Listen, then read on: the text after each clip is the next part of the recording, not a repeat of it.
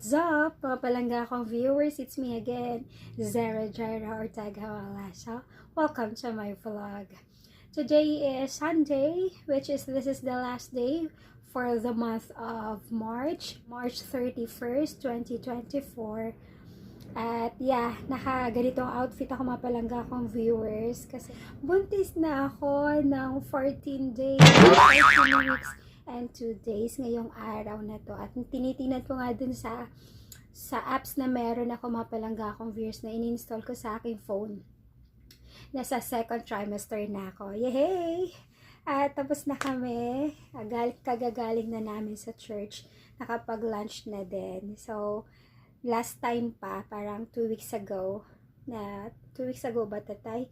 Or parang 1 week ago, no nakikita ko niya na ako talagang nagpipilit na kasi akong maghanap ng mas maluluwag na mga damit. Kasi, ayan nga, talagang nagkakaroon ako ng baby bump.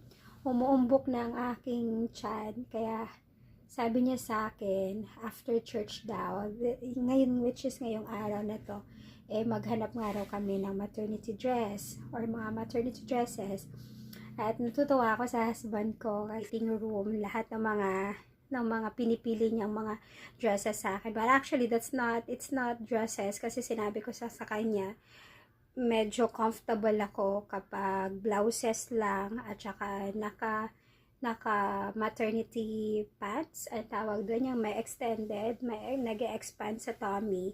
So, yun yung pinili namin. And sakto-sakto kasi naganap talaga si Babe ng pang Monday na uniform, katulad ng regular na sinusuot ng mga kapwa ko guro hanggang Thursday. And then may Friday pa akong pabono. So, palangga akong viewers.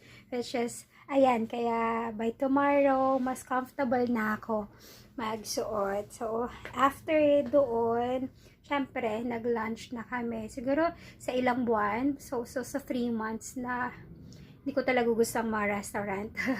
Pero before, parang mas gusto ko talaga. Pero kanina, no choice kasi kami. Pagdating dito sa house, wala naman kaming food. So, nag-decide kami kumain sa Kenny Rogers. At natuwa ko kasi hindi ko sinrow up yung food. Naubos ko. May partial naman i-share ko kay Babe, pero nagustuhan namin ang food, hindi ako nahirapan. So, sana yung sinasabing morning sickness ay nag-end up na nga. At parang okay na ako. Medyo sumisigla na. Pero pag tinitingnan ko ang mukha ko, mapalangga akong viewers, parang dami kong mga tigyawat na nabubong, maliliit. ng panahon ng mga halos lahat ng mga prutas. Kaya sakto-sakto. May nagtatanong sa akin ano kinikrave ko. Wala talaga. Wala kahit ano. Pero mas gusto ko more fruits. Love na love ko mga fruits. Kahit anong fruits. Gusto ko. Natutuwa ko kasi may panlasa ko. And yun po pala, parang bumabalik na yung panlasa ko. Kakonte-konte. Kadibale, nag-a-adjust. Pero kanina sa church, tatlong dual ako. Pero buti naman, hindi naman talaga nag-throw up. Wala naman akong naisuka. Sarap. Isa rin sa gusto kong prutas ay ang melon.